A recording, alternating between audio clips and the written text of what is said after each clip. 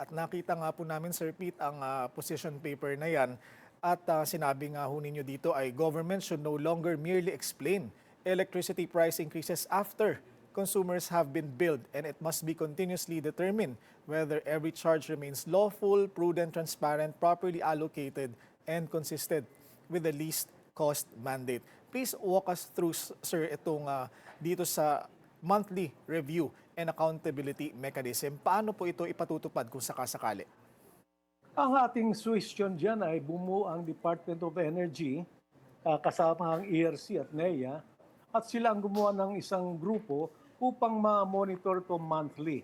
Dahil nasa kanila naman ang mandato ng batas na siguruhin na ang presyo ng kuryente ay reasonable. Sila ang merong resources upang magawa ito. At ito ang nakikita nating isang seryoso na dapat, isang seryosong proposisyon na dapat bigyang atensyon ng ating gobyerno dahil sa napakatagal na ng pangako ng IPIRA na hindi dumarating sa ating mga consumers. Pangakong ating inantay, nagbigay pag-asa sa atin na bababa ang presyo ng kuryente at gaganda ang ekonomiya. Hindi natin nakikita yan pagkatapos ng 25 taon. Kaya kailangan maging seryoso ang gobyerno rito na masiguro nila na ang presyong ipinapataw nila sa mga consumers ay prudent, reasonable, just, transparent, and compliant with the provisions of the law dun sa least cost mandate. Sir Pete, may feedback na ho ba kayo natanggap mula sa Office of the President, sa House at sa Senate mula noong sinubmit niyo po itong position paper? Wala pa naman. Kahapon pa lang natin ito pinadala sa kanila at umaasa tayo na sa susunod na linggo ay makatanggap tayo ng sagot. Lalong-lalo na ito ay kasalukuyang dinidinig ngayon sa Kongreso. Kaya inaasahan natin na mabibigyan din ito ng konsiderasyon, mabigyan ng atensyon upang maisama at makonsider din yung ating suggestion. Sir, balik po muli doon sa paano kalang tanggalin ang system loss charge. Bukod sa monthly review mechanism, ano po ang naisip ninyong paraan para matiyak ng gobyerno na kapag tinanggal ang system loss charges, hindi ito hahantong sa lower electricity bills lamang, pero lumikha sila ng mga panibagong mga hidden charges sa mga monthly billing? Willard, yan ay napapaloob dun sa aming position paper na sinasabi nga natin na kung seryoso talaga ang gobyerno na pababain ng presyo ng kuryente at tayo magfo-focus lamang sa systems loss charge, napakalit nito, barya lang ito. Kaya ang ating proposition ay bawat charge ay suriin, magkaroon ng monthly review. Simulan natin sa generation charge. Ito ang napakalaki. Makikita natin na sa generation charge kahit na nung January lamang, nasa more than 7 pesos lamang ang blended rate ng Meralco. Pero ngayong July, umabot ito sa 9.25, more than 1 peso ang increase.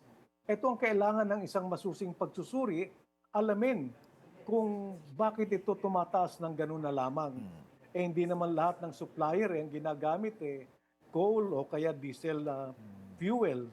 Isa yan, isa sa pinakamalaki. And then yung transmission charge din. And the distribution na may 3 components. And then nandito rin, yung lahat na yan ay cost of service yung nabanggit natin.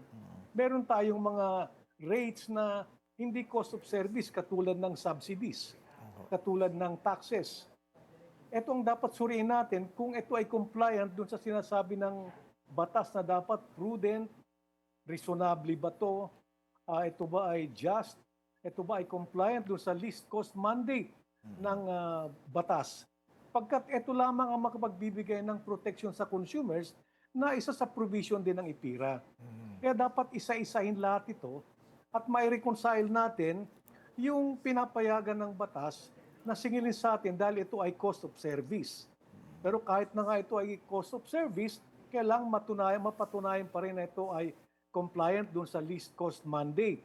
Meron din kasing pinapayagan ng IPIRA na hindi cost of service. Katulad ng subsidies, meron tayong lifeline rate subsidy, meron tayong intra and interclass subsidy, meron pa tayong intergrid subsidy. Dapat mo rin susuriing mabuti ito kasi mukhang ito yung mga nagpapataas sa presyo ng kuryente na lumalabag doon sa least cost mandate. So napakaganda dahil meron ng sinisimulang pagsusuri nito sa Senado. Kaya sana mabigyan talaga ng focus na attention at masunod ang sinasabi ng batas. Number one, ang consumer protection natin. Yan na nga ay kailangan prudent siya ay just and reasonable and compliant dun sa least cost mandate ng batas. Kapag sinunod natin yan, hindi lang 5% sa total bill natin ang mawawala. Naniniwala tayong malaki ang maibababa nito.